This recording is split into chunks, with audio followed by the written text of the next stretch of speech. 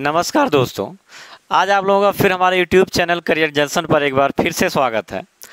आज हम लोग पॉलिटी का जो सीरीज पढ़ रहे थे वो पढ़ ही रहे हैं। आज हम लोगों को पढ़ना है भाग 2। भाग 1 पिछली क्लास में हम लोगों ने पढ़ा हुआ था और भाग 1 में हमने देखा था संघराज क्षेत्र। देखिए दोस्तों, जो पिछला क्लास हमने देखा था संघराज क्षेत्र, उसमें हमने देखा था राज्य कैसे बनते हैं, भारत में कितने राज्य हैं, वर्तमान में कितने राज्य हैं, कौन सा राज्य कैसे बना। ठीक। और इस भाग 2 में हम लोगों को जो पढ़ना है वो है नागरिकता, यानी सिटीजनशिप।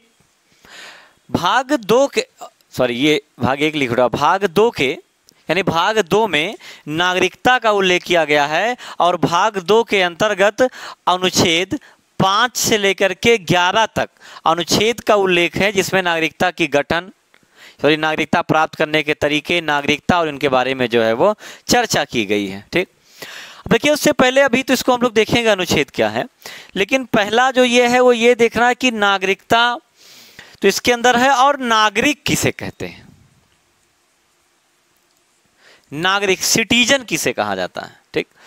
देखिए, सिटीजन किसी भी देश के वह निवासी होते हैं जिन्हें उस देश के सभी राजनीतिक, सामाजिक और आर्थिक अधिकार जो होते हैं वो प्राप्त होते हैं। यानी किसी भी देश का वह निवासी जिसे उस देश के सभी राजनीतिक अधिकार प्राप्त होते हैं। राजनीतिक अधिकार प्राप्त होने का मतलब यह है कि उसे मतदान करने का अधिकार है, उसे निर्वाचन लड़ने का अधिकार है। सामाजिक अधिकार प्राप्त होते हैं। सामाजिक अधिकार का मतलब ये कि वहाँ पे समाज में ना कोई छोटा है ना कोई बड़ा, सबका इक्वलिटी होती है और उसे सभी प्रकार के जो है आर्थिक अधिकार उस देश के प्राप्त होते हैं। नागरिक अगर ये अधिकार उसे प्राप्त होते हैं, ये तो देश अधिकार उसे प्राप्त होते हैं, लेकिन नागरिक के कुछ कर्तव्य भी होते हैं। जैसे नागरिक उस देश के संविधान का आदर करता है, उस देश के आर्थिक कार्यों का संचालन करता है, कर का भुगतान करता है। ये सब उसके क्या, उस देश के लिए कर्तव्य है। नागरिक किसी भी देश के 2 प्रकार के होते हैं दोस्तों। एक होते हैं मूल नागरिक और एक जो होते हैं वो होते हैं विदेशी नागरिक। मूल नागरिक किसे कहते हैं? मूल नागरिक जैसे हम लोग हैं, जिनका जन्म यहीं पे हुआ है, वंश भी यहीं का है, तो हम लोग क्या हैं, यहाँ के मूल नागरिक हैं। और हम लोगों को यानी मूल नागरिकों को यहाँ के यानी भारत का सभी राजनीतिक, सामाजिक और आर्थिक आधार जो होता है वो प्राप्त होता है। लेकिन जो विदेशी नागरिक होते हैं, विदेशी नागरिक वे नागरिक होते हैं जो हैं तो किसी दूसरे देश के नागरिक, लेकिन भारत में आकर के वो निवास कर रहे हैं।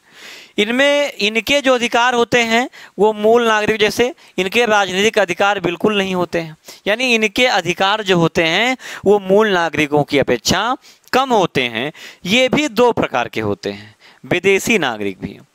एक होते हैं मित्र देश के नागरिक और एक होते हैं शत्रु देश के नागरिक। मित्र देश के नागरिक का मतलब यह है कि वह देश जिनसे हमारी मित्रता है या जिनसे हमारे अच्छे व्यवहार हैं वो मित्र देश में आते हैं। शत्रु देश यानी जिससे हमारा युद्ध चल रहा हो या हमेशा शीत युद्ध की स्थिति बनी रहे, जैसे पाकिस्तान वगैरह आते हैं इसके अंतर्गत। ठीक। तो ये शत्रु देश के नागरिक हो गए। तो इनमें विदेशी नागरिकों में भी जो 2 होते हैं, एक मित्र देश के और एक शत्रु देश के, इनमें शत्रु देश की अपेक्षा मित्र देश के नागरिकों को अधिकार जो होते हैं वो ज़्यादा प्राप्त होते हैं और शत्रु देश के नागरिकों को अधिकार जो होते हैं वो कम प्राप्त होते हैं। यहाँ हम लोगों को जो देखना है वो ये देखना है, यानी भारतीय संविधान में जो अनुच्छेद 5 से लेकर के 11 तक नागरिकता के बारे में चर्चा किया गया है, और इसके बाद इसमें एक और देखना है जो नागरिकता अर्जन करने के तरीके हैं भारत में, यानी नागरिकता अधिनियम 1955। और यहाँ पे एक और इम्पॉर्टेंट हो जाता है इस टॉपिक में CAA। आप बहुत अभी पिछले साल बहुत इसका नाम सुने हुए होंगे, सिटीजनशिप अमेंडमेंट एक्ट, हिंदी में कहें तो नागरिकता संशोधन अधिनियम 2019, और एक आया एनआरसी, अभी इस पर भी बात करेंगे। और चूंकि ये करंट का विषय समझ लीजिए है, और पॉलिटी हमेशा, अगर आप पेपर प्रैक्टिस सेट लगाते हैं तो हमेशा देखिए पॉलिटी बहुत ज़्यादा डेप्थ में जाके नहीं उठाता, उन्हीं चीज़ों को उठाता है जो हाल फिलहाल में किसी न किसी कारण से जो होते हैं वो हाईलाइट होते हैं, या किसी न किसी कारण से क्या होते हैं वो चर्चा में होते हैं। तो इस पर भी बात करेंगे, यानी अनुच्छेद 5 से 11 तक की चर्चा करेंगे। फिर नागरिकता अधिनियम 1955 की बात करेंगे। उसके बाद जो है CAA और ENRC, इन दोनों की भी बात करेंगे इसमें, ठीक। तो पहला जो इसमें पहला टॉपिक हम लोगों को देखना है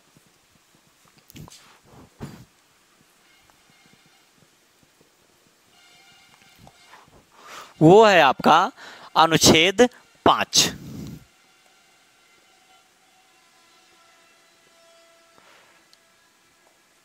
आर्टिकल 5। अब देखिए जो अनुच्छेद 5 है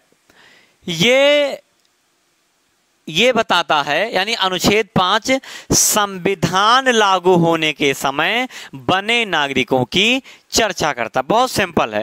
देखिए यहाँ से जो नागरिकता से जो प्रश्न बनते हैं हमारे एग्जाम में, वो बहुत सिंपल प्रश्न बनते हैं, बहुत ज़्यादा पेचीदा नहीं होता है। जैसे एकदम सिंपल सा क्वेश्चन पूछता है आपसे कि नागरिकता का उल्लेख संविधान के किस भाग में किया गया, तो भाग 2 में किया गया। भाग 2 में कहाँ से कहाँ तक अनुच्छेद है, तो 5 से 11 तक अनुच्छेद है। फिर वहाँ पे आ जाता है कि किस अनुच्छेद में क्या दिया गया है, तो हम लोग एक एक करके देखना 5 से लेकर 11 तक। तो पहला क्या है, अनुच्छेद 5। आपसे पूछता है कि अनुच्छेद 5 में क्या, देखिए 2 तरीके से अनुच्छेद 5 में है क्या, इसको देख लेते हैं, फिर आपको हम बताएंगे कि इसमें प्रश्न कैसे बनते हैं। तो अनुच्छेद 5 में क्या है कि संविधान लागू होने के समय, संविधान लागू होने के समय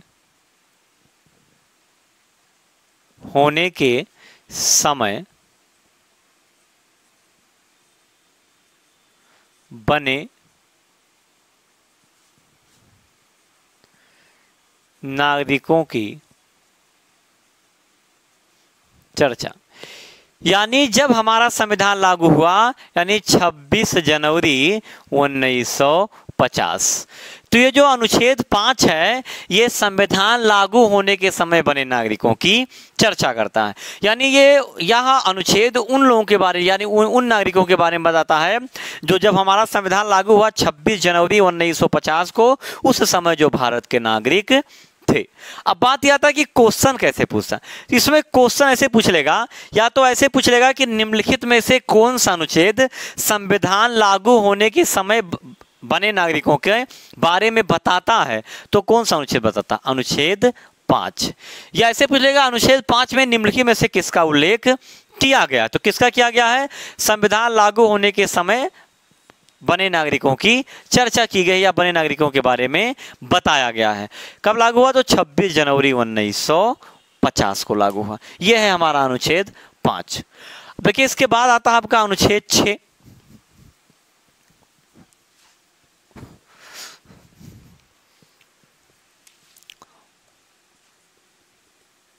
देखिए दोस्तों अनुच्छेद 6 जो है ये थोड़ा सा आपको समझना पड़ेगा। देखिए 5 एकदम सिंपल है, लेकिन 6 थोड़ा सा आपको समझना पड़ेगा। इसमें है क्या, अनुच्छेद 6 ये बताता है कि पाकिस्तान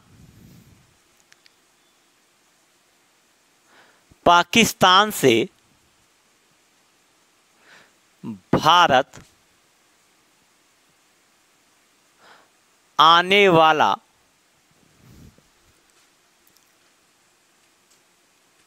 व्यक्ति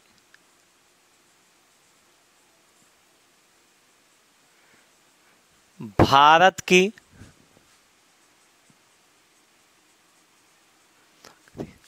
नागरिकता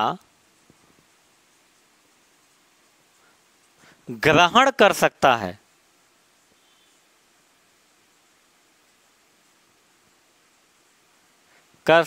है यदि, अब देखिए 2 बातें आ गई। अनुच्छेद 6 में बताया गया कि यदि कोई व्यक्ति पाकिस्तान से भारत आता है। यानी पाकिस्तान से अगर कोई व्यक्ति भारत आता है तो वह व्यक्ति जो है भारत की नागरिकता ग्रहण कर सकता है यदि। यदि का मतलब यहाँ पे दो शर्तें हैं।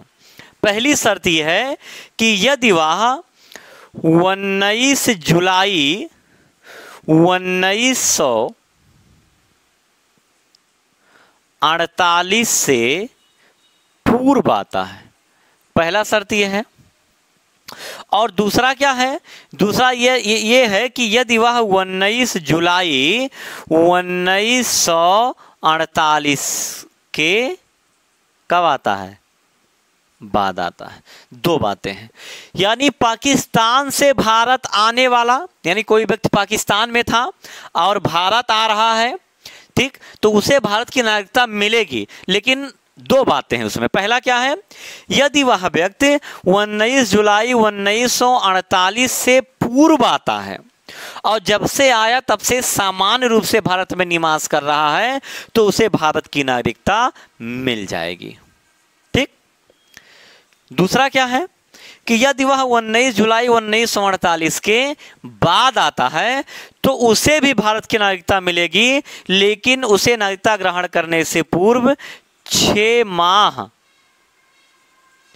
क्या करना पड़ेगा, भारत में निवास करना पड़ेगा। अब दो बातें हैं, बस यही केवल आप समझ लीजिए बस। यानी अगर कोई व्यक्ति पाकिस्तान से भारत आता है, नहीं पहले पाकिस्तान में था, भारत आया, लेकिन कब, 19 जुलाई 1948। मान लीजिए दो व्यक्ति आए पाकिस्तान से भारत, एक का नाम ये है और दूसरे का नाम बी है। ए क्या किया कि ये आया 1 जुलाई 19 जुलाई 1948 से पूर्व। तो जब ए 19 जुलाई 1948 से पूर्व आ गया, यानी मान लीजिए कि वो जो है 30 जून को ही आ गया, 30 जून 1948 को आ गया, तो और जब आया तब से लेकर के समान रूप से भारत में निवास कर रहा है, तो ऐसी स्थिति में क्या होगी कि उसे भारत की नागरिकता मिल जाएगी। लेकिन बी क्या हुआ, ट्रेन वेन लेट हो गया तो वो पहुंच नहीं पाया 19 जुलाई तक, तो वो पहुंचा कब, मान लीजिए बी पहुंचा 20 जुलाई को पहुंचा ये, ठीक, यानी 20 जुलाई 1948 को पहुंचा। अब देखिए 20 जुलाई 1948 को पहुंचा, यानी जाहिर सी बात है कि 19 जुलाई के बाद आया। तो ऐसा नहीं है कि बी 19 जुलाई के बाद आया तो उसे भारत की नागरिकता नहीं मिलेगी, मिलेगी उसे भी भारत की नागरिकता, लेकिन बस शर्त इतनी सी है। शर्त क्या है कि उसे अब 6 महीना भारत में पहले निवास करना पड़ेगा। यानी वो 20 जुलाई को आया तो 20 जुलाई से लेकर के 6 महीना लगातार भारत में समान रूप से निवास करे, उसके बाद भारतीय नागरिकता ग्रहण करने के लिए आवेदन कर सकता है। तो आपसे जो क्वेश्चन बनता पहला यही कि यदि कोई व्यक्ति 19 जुलाई 1948 से पूर्व आता है तो भारतीय नागरिकता मिलेगी कि नहीं मिलेगी, मिलेगी। निवास की शर्त है यार तो नहीं है, लेकिन अगर बाद आएगा तो कितने दिन की निवास की शर्त है, 6 महीना। पाकिस्तान से भारत आने वाले किसी व्यक्ति को भारतीय नागरिकता प्राप्त होगी कि नहीं होगी, तो होगी। किस अनुच्छेद के अंतर्गत होगी, तो अनुच्छेद 6 के अंतर्गत होगी। क्लियर। इसके बाद अनुच्छेद 7। देखिए दोस्तों, अनुच्छेद 7 जो है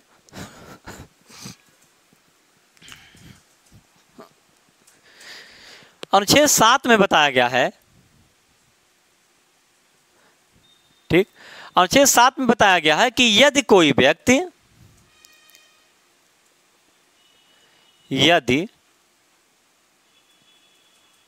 कोई व्यक्ति 1 मार्च 1947 के बाद भारत से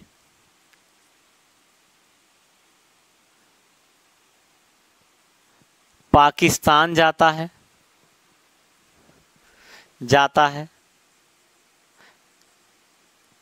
तथा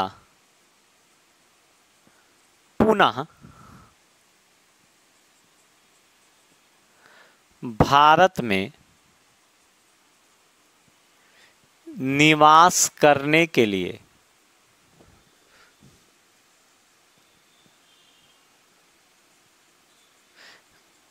करने के लिए वापस आता है, ठीक, तो क्या होगी, तो उसे भारत की नागरिकता, तो उसे भारत की नागरिकता क्या होगी, प्राप्त होगी। अब देखिए अनुच्छेद 6 और अनुच्छेद 7 में अंतर है। पहले देख लिया अनुच्छेद 7 है क्या। अनुच्छेद 7 में कहा गया कि यदि कोई व्यक्ति 1 मार्च 1947 के बाद, ये डेट याद रखिए, यदि कोई व्यक्ति 1 मार्च 1947 के बाद भारत से कहाँ जाता है, पाकिस्तान जाता है, यानी भारत में रह रहा था इससे पहले लेकिन पाकिस्तान, देखिए उस समय था क्या कि जब बंटवारा हो रहा था तो दिक्कतें उस समय ये थी कि बहुत सारे लोग ऐसे थे कि जो पहले चाहते थे पाकिस्तान में रहें, लेकिन पाकिस्तान गए तो उनको वहाँ किसी भी कारण से फिर भारत आना पड़ा, या बहुत सारे लोग भारत में रहना चाह रहे थे लेकिन फिर उन्हें किसी भी कारण से पाकिस्तान जाना पड़ा। तो समस्या ये थी कि इधर आने जाने का बड़ा लगा हुआ था, पाकिस्तान से लोग भारत आते थे, भारत से पाकिस्तान जाते थे।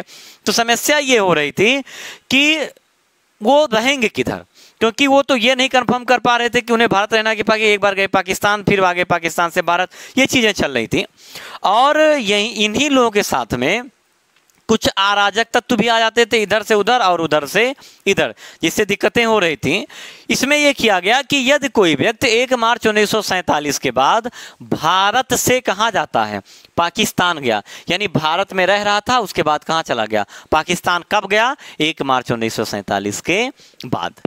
फिर क्या हुआ कि वह पुनः भारत में निवास करने के लिए आया, लेकिन गया, अच्छा नहीं लगा या किसी भी कारण से क्या हो गया, वो पुनः चला आया इधर, तो उसे क्या होगी, भारत की नागरिकता प्राप्त होगी। लेकिन शर्त इतनी है कि उसे आवेदन करने से पूर्व 6 माह भारत में क्या करना पड़ेगा, निवास करना पड़ेगा। बस इतना सा है। यानी यदि कोई व्यक्ति 1 मार्च 1947 के बाद जाता है फिर पुनः आता है तो उसे भारत की नागरिकता, ऐसा नहीं कि देखिए गया तो समाप्त हो गया लेकिन आया तो फिर मिल जाएगी, लेकिन शर्त इतने है कि उसे पहले अब नागरिकता ग्रहण करने से पूर्व 6 महीना भारत में उसे निवास करना होगा, तभी जो है उसे भारत की नागरिकता मिले। अब देखिए 6 और 7 में अंतर क्या है। 6 क्या कहता था, 6 ये कहता था कि पाकिस्तान से भारत आने वाला कोई व्यक्ति, पहला अंतर, पहला जो दोनों में अंतर है वो ये है, 6 कह रहा था कि पाकिस्तान से भारत आने वाला कोई व्यक्ति। 7 क्या कह रहा आपसे, 7 ये कह रहा है कि भारत से पाकिस्तान गया हुआ व्यक्ति पुनः पाकिस्तान से भारत आए। दोनों में बेसिक अंतर है। उसमें डेट था 19 जुलाई 1948 में क्या डेट है, 1 मार्च 1947। उसमें क्या था कि अगर इस डेट के पहले आ जाएगा तो उसे निवास की कोई शर्त नहीं है, समान रूप से निवास करेगा तो ये नहीं, ये कोई शर्त नहीं कि इतने दिनों तक रहेगा तभी मिलेगी, लेकिन बाद में आएगा तो 6 महीना। यहाँ पर क्या है कि उसे अनिवार्य रूप से पहले 6 महीना निवास करना होगा तभी उसे भारत की नागरिकता मिलेगी। इसके बाद क्या आता है, अनुच्छेद 8।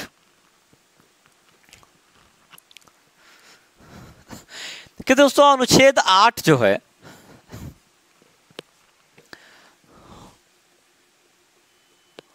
अनुच्छेद 8 में बताया गया है कि भारतीय मूल का कोई व्यक्ति, यानी ऐसा भारतीय मूल के व्यक्ति का मतलब होता है जिनका वंश भारत का हो। इसका मतलब ये जिसके माता पिता दादा दादी अविभाजित भारत में पैदा हुए हों। अविभाजित भारत का मतलब वर्तमान का भारत, पाकिस्तान और बांग्लादेश तीनों मिला लेंगे, यानी 1947 वाला जो भारत था उसमें जन्म लिए हों और वर्तमान में भारत से बाहर रह रहे हों तो उन्हें भारत की नागरिकता मिलेगी। यानी कोई व्यक्ति जिसके माता पिता, क्या है इसमें, कोई व्यक्ति जिसके माता पिता दादा दादी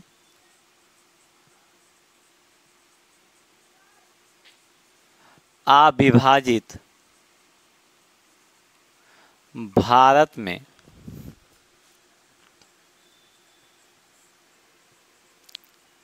जन्म लिए हों, ठीक, तो वह व्यक्ति क्या कर सकता है? भारत की नागरिकता ग्रहण कर सकता है। कैसे?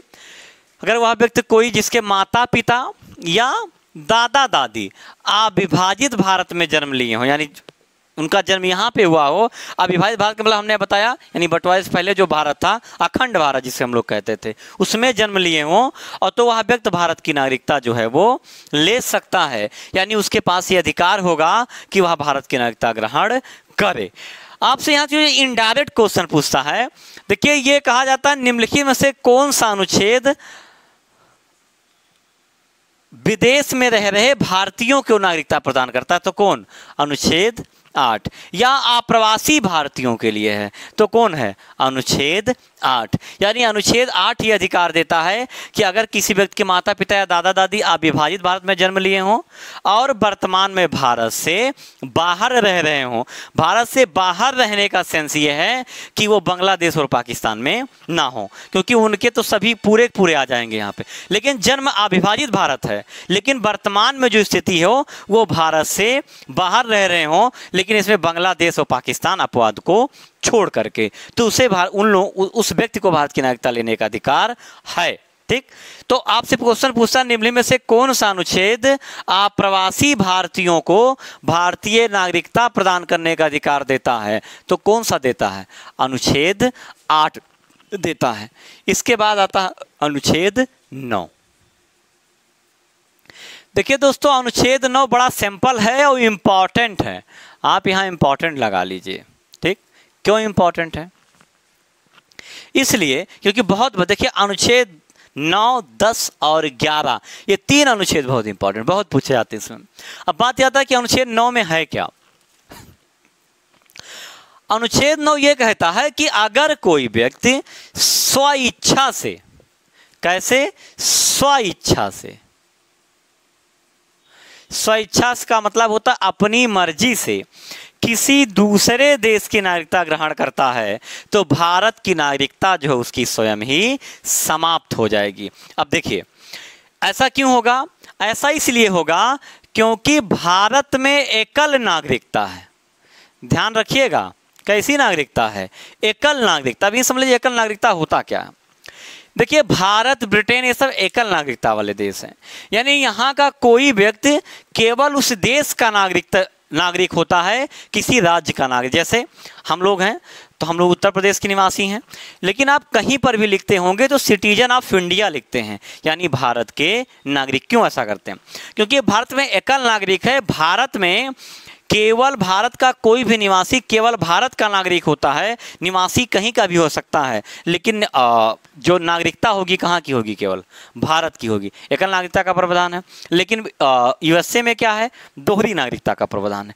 दोहरी नागरिकता का मतलब क्या है कि वहाँ पे एक व्यक्ति यूएसए का नागरिक अलग होता है और अपने राज्य का नागरिक अलग होता है। वहाँ दोहरी नागरिकता रखने का प्रावधान है। भारत में सिंगल नागरिकता रखने का प्रावधान है। तो अगर कोई व्यक्ति किसी दूसरे देश की नागरिकता ग्रहण कर लेता है तो उसकी भारत की नागरिकता क्या हो जाएगी? समाप्त हो जाएगी। और समाप्त होने का कारण क्या है? एकल नागरिकता का प्रावधान है। ठीक, तो आपसे जो क्वेश्चन इसमें यही है कि अगर कोई व्यक्ति स्वेच्छा से दूसरे देश की नागरिकता लेता है, ठीक, दूसरे देश की नागरिकता लेगा तो क्या हो जाएगा? उसकी भारतीय नागरिकता जो है वो समाप्त हो जाएगी। ठीक, अब देखिए यहाँ पे अपवाद भी, अभी अनुच्छेद 10 में बात करेंगे। अपवाद ये है कि यदि सरकार चाहे, यानी संसद चाहे, तो वह किसी व्यक्ति को दोहरी नागरिकता रखने का प्रावधान कर सकती है या उसे विशेषाधिकार दे सकती है। अभी हम लोग अनुच्छेद 10 पढ़ेंगे तो वहाँ जानेंगे। अभी केवल इतना समझिए कि अनुच्छेद 9 कहता है कि अगर कोई व्यक्ति स्वेच्छा से किसी दूसरे देश की नागरिकता ग्रहण करेगा तो उसी भारत की नागरिकता समाप्त हो जाएगी। और समाप्त होने का कारण क्या है? क्योंकि भारत में एकल नागरिकता है। आपसे 2 प्रकार के क्वेश्चन बनते हैं। पहला तो ये कि निम्नलिखित में से कौन सा अनुच्छेद किसी दूसरे देश की नागरिकता ग्रहण करने पर भारतीय नागरिकता समाप्त का प्रावधान करता है? तो कौन सा अनुच्छेद? अनुच्छेद 9।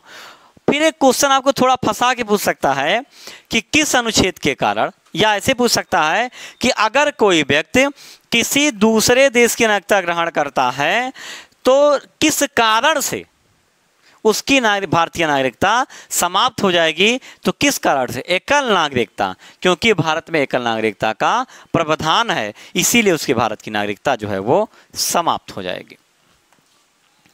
फिर क्या है यहां पे? अनुच्छेद 10। देखिए जो दोस्तों, जो अनुच्छेद 10 है,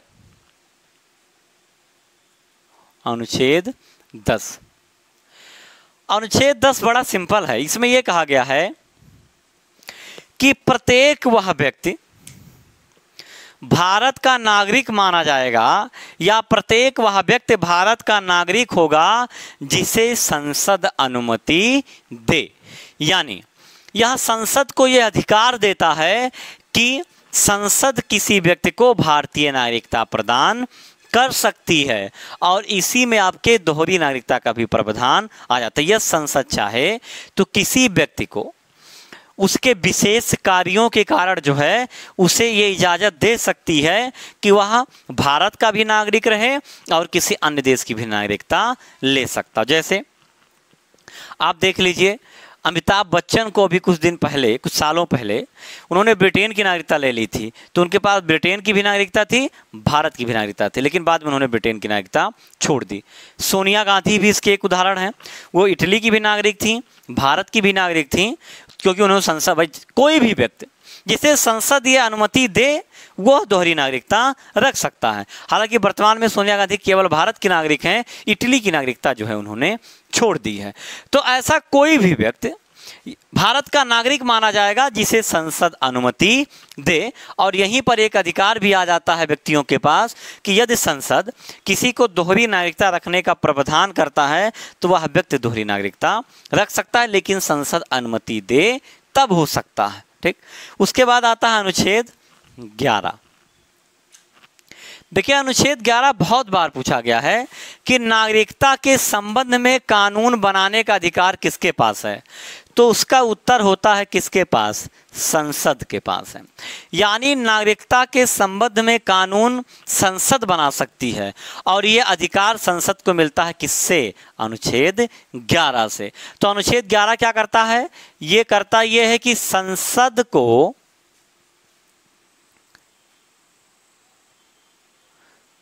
नागरिकता के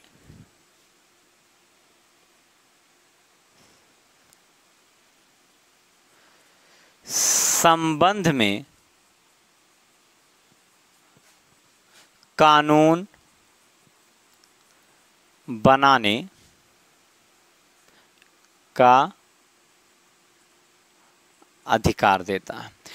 यानी अनुच्छेद 11 संसद को यह अधिकार देता है कि वह नागरिकता के संबंध में विधियों का निर्माण कर सकता है।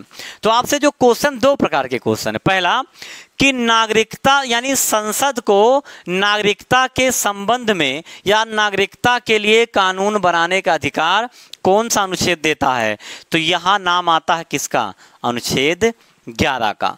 फिर आपसे पूछा सकता है कि नागरिकता के संबंध में कानून कौन बनाता है, तो कौन बनाता है? संसद। देखिए दो प्रकार के क्वेश्चन है। पहला, संसद को नागरिकता के संबंध में विधि बनाने का अधिकार तो कौन देता? अनुच्छेद, किस अनुच्छेद के अंतर्गत मिला हुआ है? तो अनुच्छेद 11 के अंतर्गत। पहले टाइप का क्वेश्चन। दूसरे टाइप का क्वेश्चन कि नागरिकता के संबंध में कानून कौन बनाता है, तो कौन बनाता है? संसद बनाता है। तो यह है अनुच्छेद 5 से 11। अब देखिए इसमें है क्या कि एक बार ये अनुच्छेद रिवाइज कर लेते हैं कि इसमें क्या है।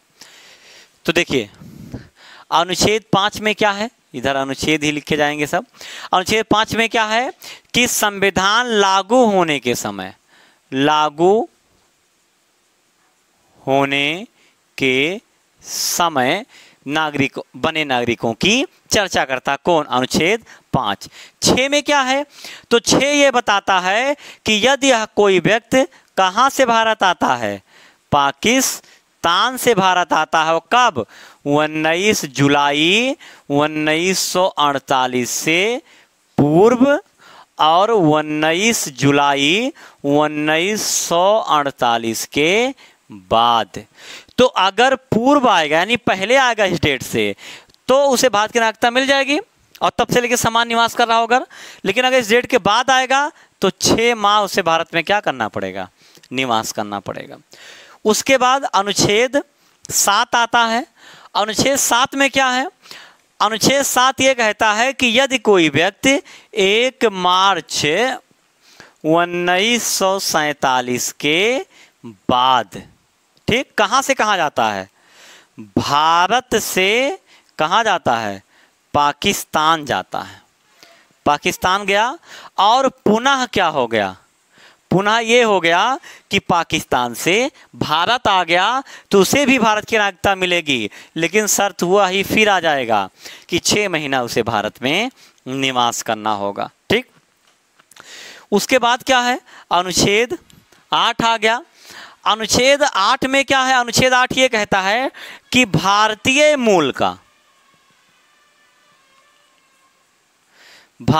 मूल का कोई व्यक्ति या ऐसा व्यक्ति जिसके माता पिता या दादा दादी अविभाजित भारत में पैदा हुए हों, यानी जिनका जन्म अविभाजित भारत में पैदा हुआ हो, वह व्यक्ति भारत की नागरिकता ग्रहण कर सकता है। तो हमने पीछे बताया था कि एक थोड़ा उल्टा घुमा के पूछ लेता है कि कौन सा अनुच्छेद अप्रवासी भारतीयों को भारतीय नागरिकता प्रदान करने का प्रावधान करता है, तो अनुच्छेद 8। फिर आ जाता है अनुच्छेद 9, हमने बताया, इसमें पीछे सब बता चुके, रिवाइज करना। इसमें 9 में क्या बताया हमने आपको कि यदि कोई व्यक्ति स्वेच्छा से किसी दूसरे देश की नागरिकता ग्रहण करेगा तो उसकी भारतीय नागरिकता क्या हो जाएगी, समाप्त हो जाएगी। ठीक, अच्छा एक चीज और ध्यान रखिए कि अगर कोई व्यक्ति स्वेच्छा से भारतीय और किसी दूसरे देश की नागरिकता ग्रहण करेगा तो उसकी भारतीय नागरिकता क्या हो जाएगी, समाप्त हो जाएगी। तो एक क्वेश्चन पूछता है आपसे कि अगर किसी व्यक्ति की भारतीय नागरिकता समाप्त होती है तो उसके अवयस्क बच्चे की नागरिकता क्या होगी। तो ध्यान रखिएगा कि अगर कोई व्यक्ति है जिसकी नागरिकता समाप्त होती है, उसके 2 बच्चे हैं, एक बच्चे का नाम है राम और एक बच्चे का नाम है श्याम। एक की उम्र 16 वर्ष है, ठीक, और दूसरे की उम्र मान लीजिए 21 वर्ष है। दूसरे भाषा में कहें तो ये क्या है, अवयस्क है और ये क्या है, वयस्क है। यही तो हो गया। तो अगर किसी व्यक्ति की नागरिकता समाप्त होती है तो उसके अवयस्क बच्चे की भी नागरिकता समाप्त हो जाएगी, लेकिन वयस्क बच्चे की नागरिकता पे कोई प्रभाव नहीं पड़ेगा। ध्यान रखिए, पूछा गया क्वेश्चन है ये कि अगर किसी, मान लीजिए मेरी नागरिकता समाप्त होती है, मेरा बच्चा अवयस्क है, तो मेरे ही साथ में मेरे अवयस्क बच्चे की भी, केवल अवयस्क बच्चे की, वयस्क बच्चे की नागरिकता जो है वो नहीं समाप्त होगी। तो अवयस्क बच्चे की नागरिकता समाप्त, अवयस्क समझ रहे हैं, भारत में अवयस्क की परिभाषा 18 वर्ष है, यानी अगर किसी व्यक्ति की उम्र 18 वर्ष से कम है तो क्या है वो अवयस्क, इससे ज्यादा है तो वो वयस्क है।